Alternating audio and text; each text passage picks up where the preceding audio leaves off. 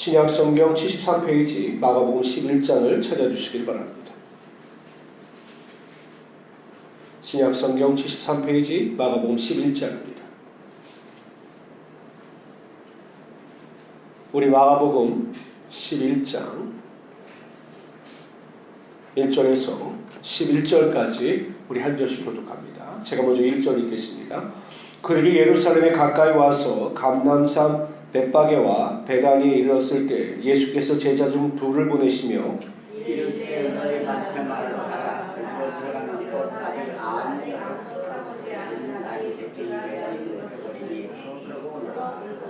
만일 누가 너에게 왜 이렇게 하느냐 묻거든 주가 쓰시겠다 하라. 그리하면 즉시 이리로 보내리라 하시니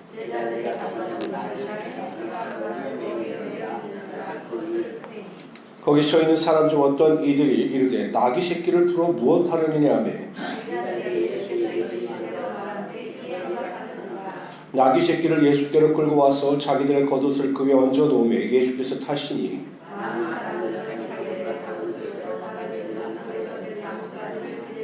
앞에서 가고 뒤에서 따르는 자들이 소리 지르되 호산나 찬송하리로다 주의 이름으로 오시는 이요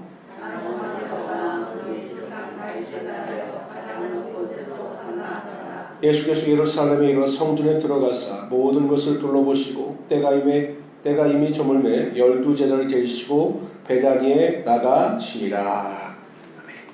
예루살렘 입성에 관한 이야기입니다. 예수님께서 예루살렘에 입성하실 때 나귀를 타고 입성하셨습니다. 이미 근데 구약 성경의 스가랴 9장 9절에 예수님께서 나귀를 타고 예루살렘에 입성하실 것에 대해서 예언을 하고 있습니다. 이렇게 기록되어져 있습니다. 시온에 따라 크게 기뻐할지어다. 예루살렘 따라 즐거이 부를지어다. 보라 내 왕이 내게 임하시나니 그는 공의로우시며 구원을 베푸시며 겸손하여서 나귀를 타시나니 나귀의 작은 것 곧 나귀 새끼라. 예수님은 왕이셨지만 스스로 종의 몸을 입고 이 땅에 오셨습니다. 그리고 스스로 낮아지셔서 우리를 섬기셨고 우리를 위하여 십자가에 달려 돌아가셨습니다. 겸손하셔서 스스로 낮아지셨지만 하나님께서 예수님을 살리셨고 그의 우편에 앉히심으로 그를 존귀케 하여 주셨습니다. 하나님의 법칙은 분명합니다. 스스로 낮아지는 자를 높여주시고 낮아지는 자에게 하나님의 은총과 하나님의 은혜를 베풀어 주시는 것입니다. 여러분들 먼저 하나님 앞에서 겸손하십시오. 그래서 하나님을 의지하시고 하나님을 앙망하시고 하나님을 기대하시길 바랍니다. 그러면 반드시 하나님께서 여러분들을 높여 주실 겁니다. 뿐만 아니라 사람들 앞에서 겸손하십시오. 대접을 받고자 하는 대로 섬기는 것이 하나님의 법칙입니다. 교만하기보다는 겸손해질 때 하나님께서 겸손한 자를 통해서 하나님의 역사가 나타나게 하여 주실 겁니다. 그래서 여러분 항상 겸손함을 가지고 하나님 모시기 합당한 삶을 살아가시는 하나님의 귀한 성도들이 되시기를 주님으로 축원합니다. 우리 12절에서 14절까지 읽겠습니다. 12절 제가 읽겠습니다. 이튿날 그들이 베다니에서 나왔을 때 예수께서 시장하신지라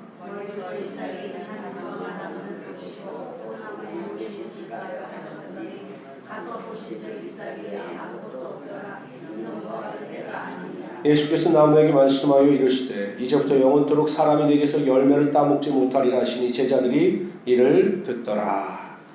열매를 맺지 못하고 입만무성한 무화과 나무에 대한 비유입니다. 입만무성한 무화과 나무의 1차적인 대상은 유대인들이죠. 그들이 율법을 지킨다고 하면서 율법과는 전혀 거리가 먼 삶을 산 사람들, 그래서 열매가 없는 사람들이 이 무화과 나무의 1차 비유 대상입니다. 2차는 누구냐? 이 시대를 살아가고 있는 성도들 중에 말보다는 행위의 열매가 없는 자들. 입술에 어떤 고백이나 이야기는 있는데 삶의 열매가 없는 자들에 대한 예수님의 지적입니다. 우리가 그리스도 안에 거하고 그리스도가 우리 안에 거하면 반드시 열매가 나타나게 되어 있습니다. 성령 충만하면 성령의 9가지 열매가 나타나게 되어 있습니다.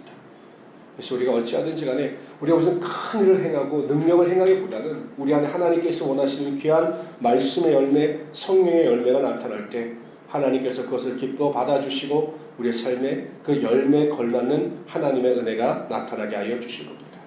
여러분 2018년도 시작하시면서도 항상 열매를 사모하십시오. 하나님 제가 성령의 9가지 열매를 맺게 하시고 그 밖에 성경에 나오는 여러 가지 은사의 열매도 맺게 하여 주셔서 하나님을 기쁘시게 하는 자가 되게 하여 주십시오. 결단하시고 삶에 충만히 열매를 맺으며 살아가시기를 주님으로 축원합니다. 우리 15절부터 19절까지 읽겠습니다. 15절 제가 읽겠습니다. 그들이 예루살렘에 들어가니라. 예수께서 성전에 들어가사 성전 안에서 매매하는 자들을 내쫓으시며 돈 바꾸는 자들의 상과 비둘기 파는 자들의 의자를 둘러 엎으시며 이에 가르쳐 이르시되 기록된 바 내 집은 만민이 기도하는 집이라 칭함을 받으리라고 하지 아니하였느냐. 너희는 강도의 소굴을 만들었도다 하시매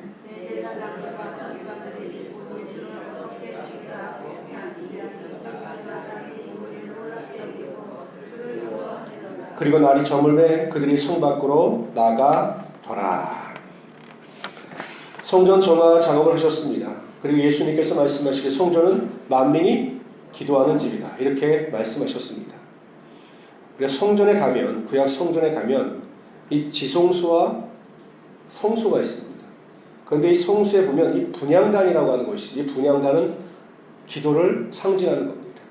이 분향단은 아침 저녁으로 항시 피워져 있었습니다.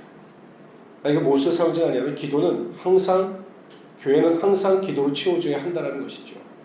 그러니까 기도가 교회 안에 쌓여지게 될 때 그 기도를 통해서 교회 하나님의 은혜와 능력이 충만하게 임하게 되는 겁니다. 뿐만 아니라 가정도 마찬가지입니다. 가정도 항상 이 기도하는 자에 의해서 이 기도가 살아있을 때 하나님 보시기에 합당한 가정이 이루어질 수 있게 되는 것입니다. 뿐만 아니라 고린도전서 3장 16절에 보면 너희가 하나님의 성전인 것과 하나님의 성령이 너희에 거하시는 것을 알지 못하느냐라고 말씀하셨습니다. 여러분들 한 분 한 분이 성전입니다.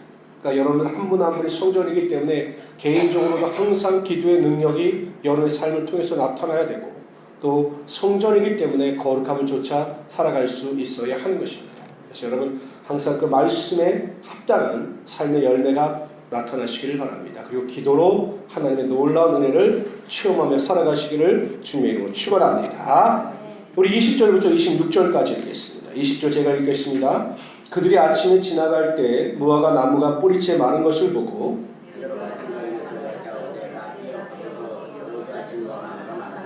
예수께서 그들에게 대답하여 이르시되 하나님을 믿으라.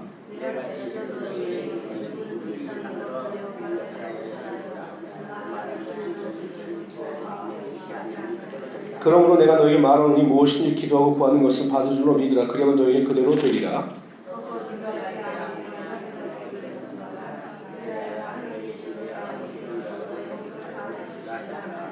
아멘. 마른 무화과 나무를 보고 제자들이 놀라서 예수님께 말씀을 드립니다. 예수님, 어저께 예수님께서 저주하신 무화과 나무가 말랐습니다. 제자들도 놀란 거죠. 어떻게 말씀을 하셨는데 그 무화과 나무가 말라 죽었는가. 그래서 예수님께서 이것을 기도에 비유하여 말씀을 하십니다. 우리가 믿음을 가지고 기도하면 우리의 이성으로 상상할 수 없는 일들이 반드시 나타나게 된다는 것입니다. 이 산을 명하여 저 산으로 옮겨라 하면 그것이 옮길 정도로 하나님의 능력이 반드시 나타나게 되는 것입니다. 기도의 능력은 믿음의 능력에 비례하게 되어 있습니다.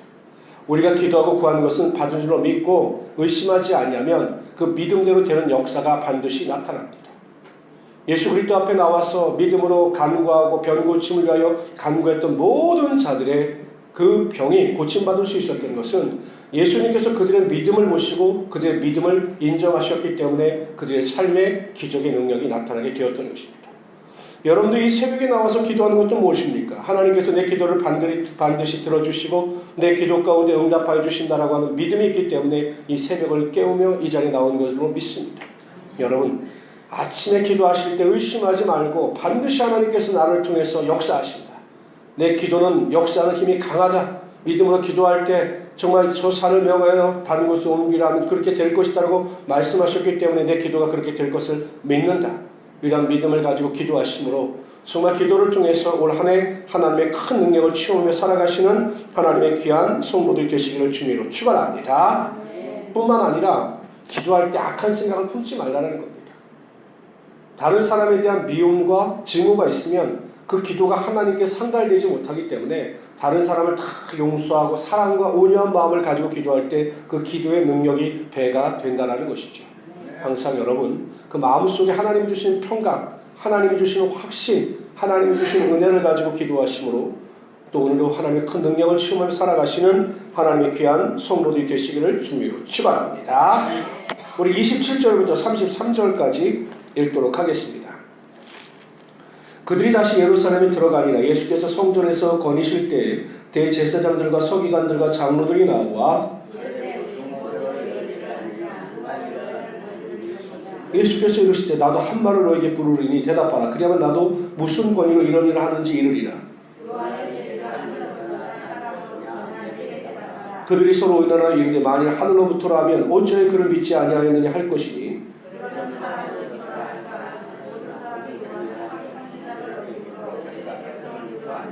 이에 예수께서 대답하여 이르되 우리가 알지 못하노라니. 예수께서 이르시되 나도 무슨 권위로 이런 일을 하는지 너에게 이르지 아니하리라 하시니라. 예수님을 곤란에 빠뜨리기 위하여 질문을 던졌으나 오히려 예수께서 역질문하심으로 그들의 입을 막으셨습니다. 여러분, 세상에서 가장 미련한 사람들은 예수님을 대적하는 자들입니다. 예수님을 대적하고 예수님께 대하여 의문을 품고 있는 자들이 세상에서 가장 미련한 자들입니다. 예수님을 환영하고 삶에 모셔드리는 자는 지혜로운 사람들입니다. 그러므로 우리는 항상 예수 그리스도 안에 거해야 합니다. 그리고 예수 그리스도가 우리 안에 거해야 합니다. 매일 삶 가운데 우리는 입술로 고백하고 시인하고 예수님 우리의 삶의 신념과 생각 속에 환영하고 모셔드려야 합니다. 예수님, 내가 그리스도 예수 안에 거하기를 원합니다. 또한 예수님께서 내 삶의 내 신령 속에 거하여 주십시오 라고 기도할 때 예수님께서 우리 안에 거하심으로 우리가 하나님의 말씀에 순종하고 예수님과 동행하며 살아갈 수 있게 될 것입니다. 그래서 우리가 작은 예수의 삶을 살아갈 수 있도록 최선을 다할 때 하나님께서 우리의 삶의 인도자가 되어주셔서 우리의 삶을 이끌어 가시게 될 것입니다.